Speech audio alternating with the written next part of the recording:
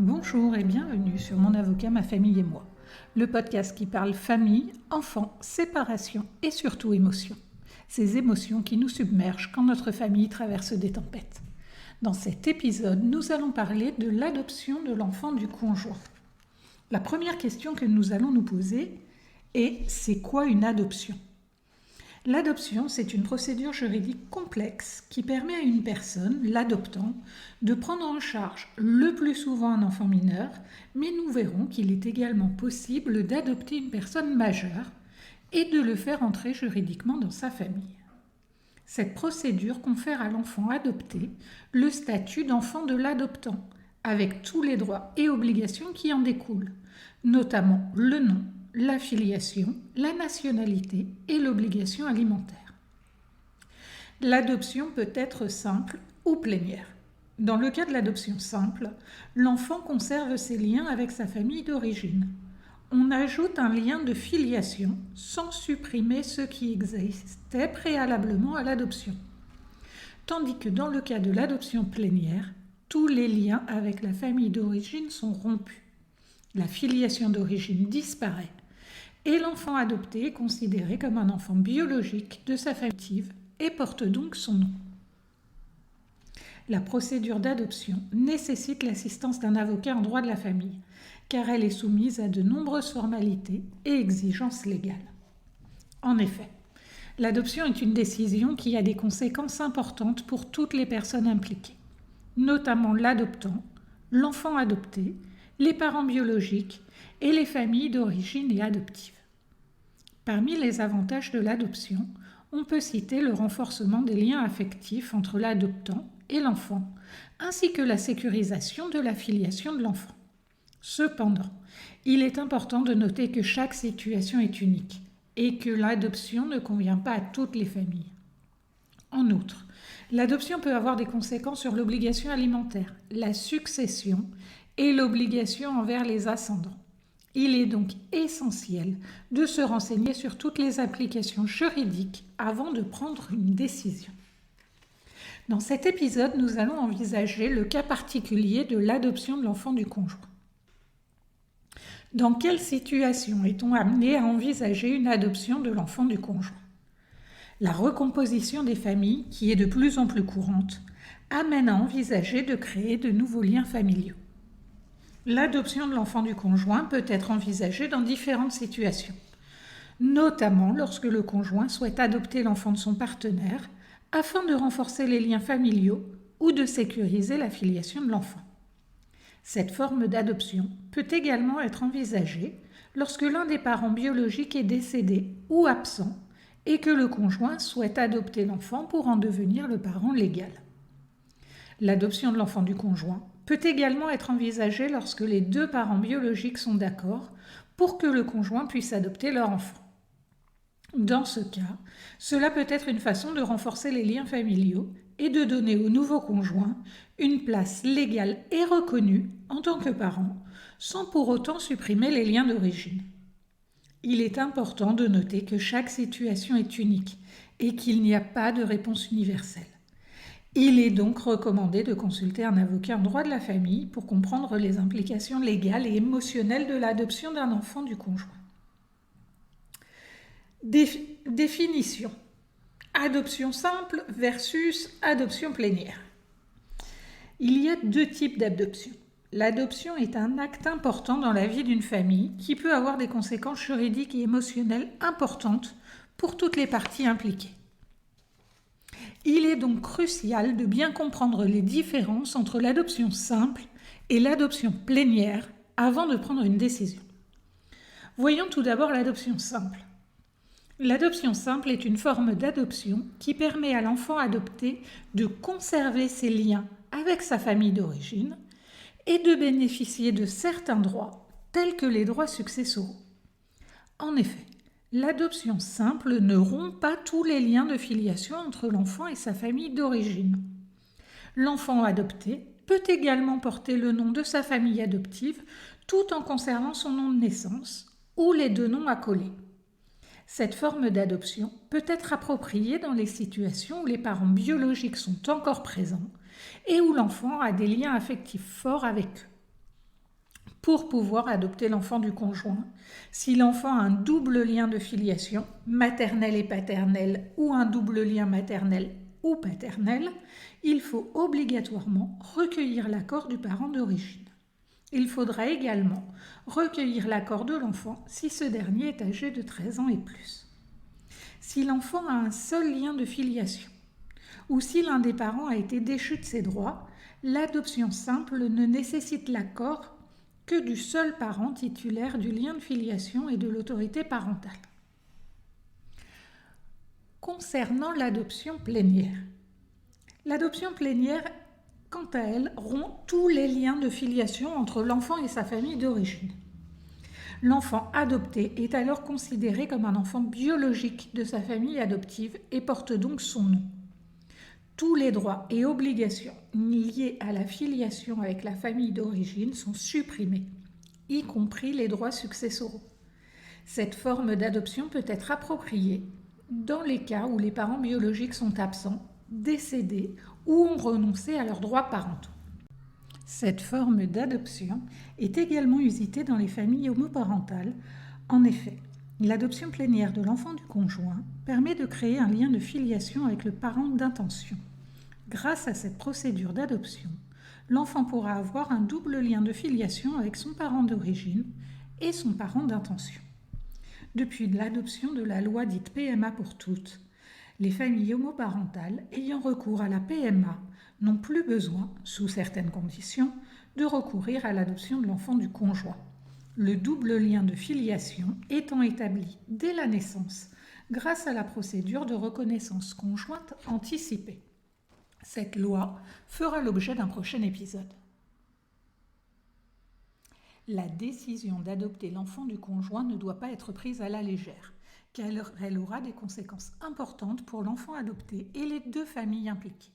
En effet, l'adoption peut avoir des conséquences sur l'obligation alimentaire, la succession et l'obligation envers les ascendants. Il est donc essentiel de se renseigner sur toutes les implications juridiques avant de prendre une décision. Il est également important de garder à l'esprit qu'il ne sera pas possible, sauf dans des circonstances tout à fait exceptionnelles, de revenir en arrière. Même en cas de séparation du couple parental, l'adoptant ne pourra pas revenir sur son adoption. Le législateur considère que l'adoption doit offrir à l'enfant un lien stable et immuable, équivalent à celui du lien biologique. Mais alors, quel intérêt pour l'enfant et la famille ? L'adoption de l'enfant du conjoint peut avoir plusieurs avantages pour l'enfant et la famille. Tout d'abord, cela renforce les liens familiaux et donne au conjoint une place légale et reconnue en tant que parent. En effet, l'adoption permet d'officialiser le lien affectif qui existe entre le conjoint et l'enfant et de lui donner une place durable et sécurisante dans la famille. Cela peut également sécuriser la filiation de l'enfant en lui permettant d'avoir un statut juridique clair et reconnu. De plus, l'adoption peut avoir des avantages pratiques pour l'enfant et la famille, tels que la possibilité de prendre des décisions importantes pour l'enfant et d'avoir un accès plus facile aux informations médicales et éducatives de l'enfant. En effet, en tant que parent adoptif, le conjoint peut assumer des responsabilités parentales, telles que la prise de décision concernant la santé, l'éducation et l'orientation de l'enfant. Cela peut également faciliter les formalités administratives, telles que l'inscription à l'école ou l'obtention de documents officiels. L'adoption peut contribuer à renforcer la stabilité émotionnelle et psychologique de l'enfant. En effet, l'officialisation du lien affectif entre le conjoint et l'enfant peut donner à ce dernier un sentiment de sécurité et de stabilité, en lui permettant d'identifier clairement son parent adoptif. Cela peut également favoriser l'harmonie au sein de la famille recomposée.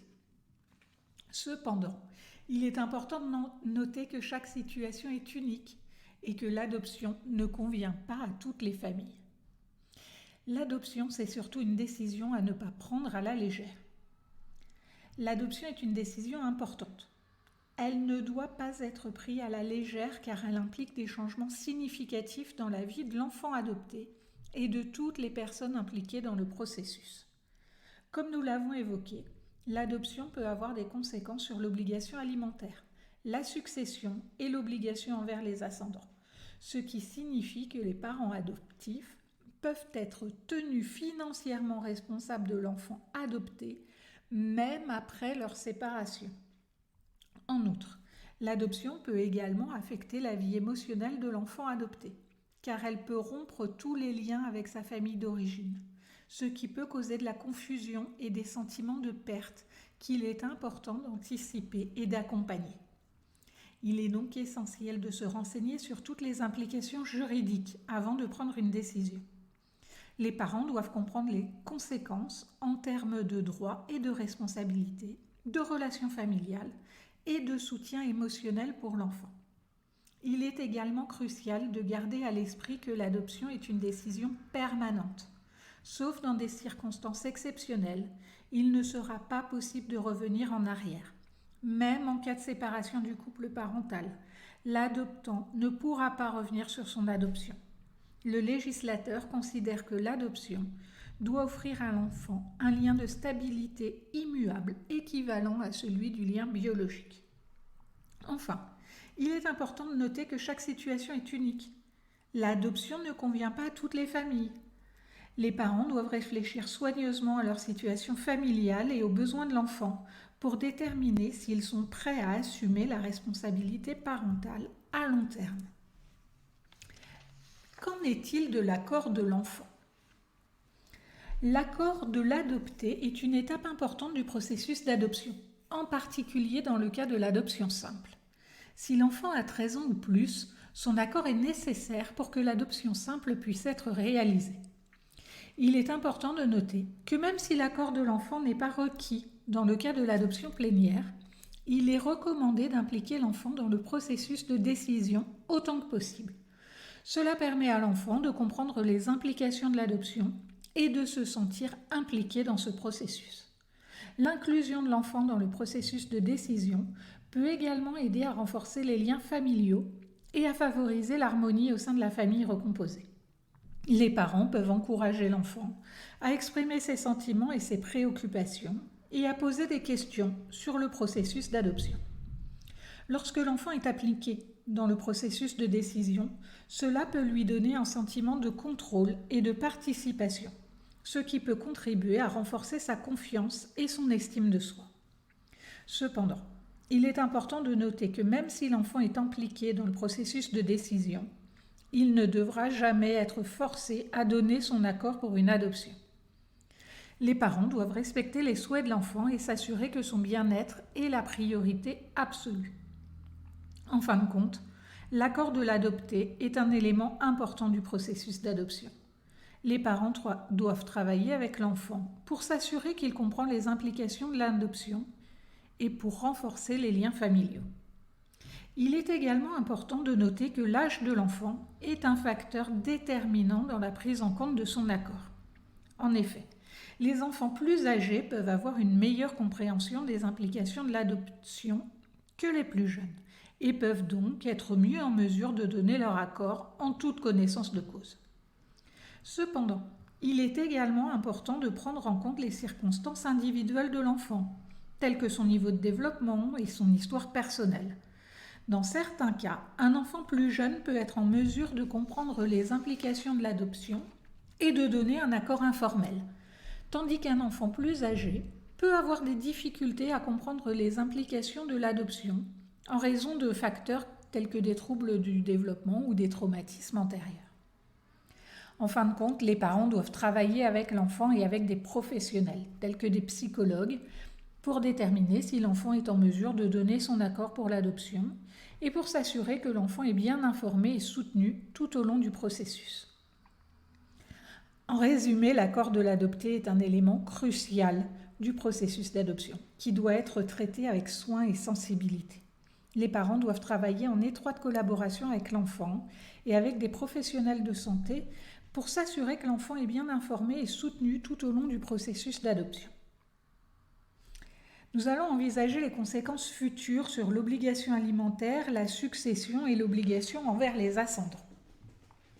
Comme nous l'avons vu, l'adoption peut avoir des conséquences importantes en termes d'obligation alimentaire, de succession et d'obligation envers les ascendants.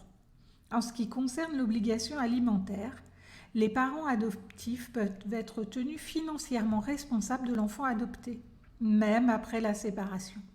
L'adoption crée des liens juridiques entre l'enfant adopté et ses parents adoptifs, qui sont similaires aux liens entre un enfant biologique et ses parents biologiques. En ce qui concerne la succession, l'adoption peut affecter les droits successoraux des membres de la famille. En effet, l'adoption plénière rompt tous les liens avec la famille d'origine, ce qui peut avoir des conséquences sur les droits successoraux de l'enfant adopté et de sa famille d'origine. Il ne sera plus héritier de ses parents d'origine. En ce qui concerne l'obligation envers les ascendants, l'adoption peut affecter les droits et les obligations envers les parents biologiques et adoptifs. L'adoption peut rompre tous les liens de filiation avec la famille d'origine, ce qui peut avoir des conséquences sur les droits et les obligations envers les parents biologiques et adoptifs. Nous en avons parlé en début d'épisode, il est possible d'adopter un majeur. L'adoption d'un majeur est une procédure qui permet à une personne majeure d'être adoptée par une autre personne qui devient alors son parent légal. Contrairement à l'adoption d'un enfant mineur, l'adoption d'un majeur ne crée pas de lien de filiation entre l'adopté et l'adoptant, mais confère néanmoins à l'adopté le statut d'enfant de l'adoptant avec tous les droits et obligations qui en découlent, notamment le nom, la filiation, la nationalité et l'obligation alimentaire. L'adoption d'un majeur est une décision importante qui peut avoir des conséquences juridiques et émotionnelles significatives pour toutes les parties impliquées, ainsi que les enfants biologiques de l'adoptant. En effet, l'adoption fait entrer l'adopté dans la famille et lui donne donc droit à la succession de l'adoptant, au même titre que les autres enfants de l'adoptant, ce qui peut générer des conflits et qu'il est impératif d'anticiper. Même si l'accord des enfants biologiques de l'adoptant n'est pas obligatoire, il est préférable d'impliquer l'ensemble des membres de la famille afin que chacun puisse s'exprimer. Cela permettra d'éviter des conflits ultérieurs, notamment au moment de l'ouverture de la succession de l'adoptant. Voilà, c'est la fin de cet épisode. Je vous remercie de votre écoute et j'espère qu'il vous a plu. Si c'est le cas, n'hésitez pas à me mettre une très bonne note sur les plateformes d'écoute afin de permettre à d'autres personnes de découvrir mon avocat, ma famille et moi.